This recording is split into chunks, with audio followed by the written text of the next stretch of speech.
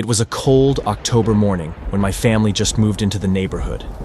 We finished unpacking the boxes and just wanted to relax and watch some television. Although, since we moved into a new neighborhood, my mom told me I had to go meet our neighbors and make new friends.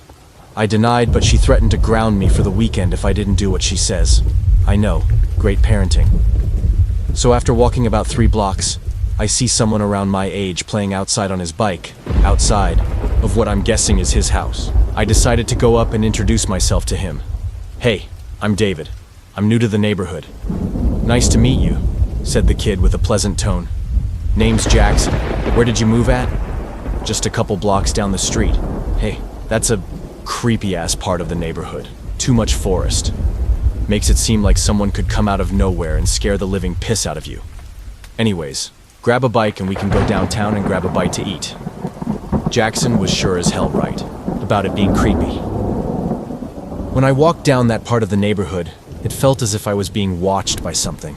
But I immediately brushed that off and grabbed one of Jackson's bikes and biked downtown to the nearest fast food restaurant with Jackson, and then biked back to his house and played video games with him until it was 10 o'clock at night when my mom called, telling me to get home, ASAP. We said our goodbyes and I walked home alone. Those 3 blocks felt like 3 miles. The foliage made it so the road ahead of me was pitch black, making the environment around me an eerie feel. After walking about a whole block, I noticed something odd in the foliage. I swear to God I saw a pair of eyes looking straight at me in the distance. I closed my eyes and rubbed them with my hands to check that I wasn't just seeing things. Right as I opened my eyes, they're gone. The next morning was when I had to start school. I did the usual things you do in the morning before school: get ready, eat breakfast, and pack my backpack. When I went outside, it was still very dark out with that eerie environment like last night. Made sense though, since I had to get to my bus stop at 6:30. Seemed a bit early, but I didn't really mind. As I'm walking down the dark road, I see a tall figure, at least 7 feet tall, and walking oddly across the road with its head slanted downward, and what it looked like curved horns protruding from its forehead. I'm frozen in fear of what the hell it could be. After about a couple seconds of it slowly walking, it stops and raises its head and turned towards me. It was standing a good 50 yards from me, and all I could see was its eyes, white as snow. I immediately faced the other way and ran faster than I had ever ran before. I ran on a different and much longer route to my bus stop. I checked my watch and I was 5 minutes late to my bus stop. By the time I got there, the bus was just about to take off. Thankfully, the bus driver was kind enough to stop the bus so I could get on. During the whole day at school, I couldn't stop thinking about whatever that was on the road by my house. I couldn't even start a conversation without wandering off, thinking about it. But besides that, nothing too unusual happened at school, nor when school ended, and when I hung out at Jackson's house the following day. But the worst was when I had to walk home from his house. It was about 8 o'clock and as dark as last night. Except that the whole way home, I didn't see anything too strange besides the eeriness of the woods blanketing over the neighborhood. As I got home, I immediately got to bed so I don't feel so tired tomorrow. But around 3 o'clock, I'm awakened by a creaking sound in my room. As I get up, I notice the tall figure at the end of my bed. But this time, I could see his features. It was wearing a black, ripped-up trench coat with tattered pants and shirt, also black. Its face was black and leathery with horns that could relate to the horns of a goat. Its eyes were terrifying. They were pale white with no pigmentation and not even a pupil in sight. Its mouth was big with large, sharp, carnivorous teeth. It had a massive tongue that would lick his upper teeth as if it had lust for something. I was in immediate shock and shuddered, but asked it, who are you?" It gave me a devilish smile and spoke to me in demonic tone. "Hush, child. No need to be scared.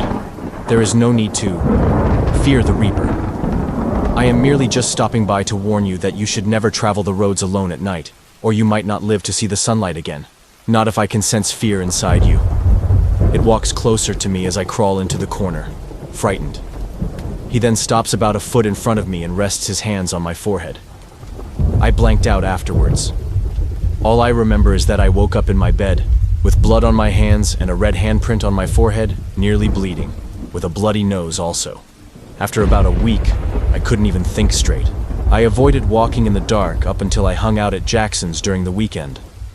As we were messing around and playing video games, the power in the whole neighborhood went out in a matter of a second. We were confused on why the power went out. Not a single transformer blew up, nor was there a storm nearby. The only thing that really concerned me was that we were in the dark. "Oh God, this is bad," I said in fear. "This is really bad." Jackson sighed and told me, "Don't worry, it's not the end of the world." "Well, do you have something like a flashlight that could light up the room?" "Yeah, let me just look for one." We eventually found a flashlight, but with the luck we had, the battery was dead. Thankfully, Jackson had a batch of brand new batteries he bought from the store a couple days ago. We put the batteries in, but the flashlight still didn't work. "Damn piece of shit," Jackson said in frustration. "This thing was always a piece of trash." I offered to use things like candles, and we tried to use them, but all of the lighters in his house wouldn't work. We even checked, and they all had fuel in them. We also tried the lights on our phones, but they were both dead. Even though right before the power gave out, our phones both had full battery. Then, out of nowhere, the flashlight turns on even though the switch was off.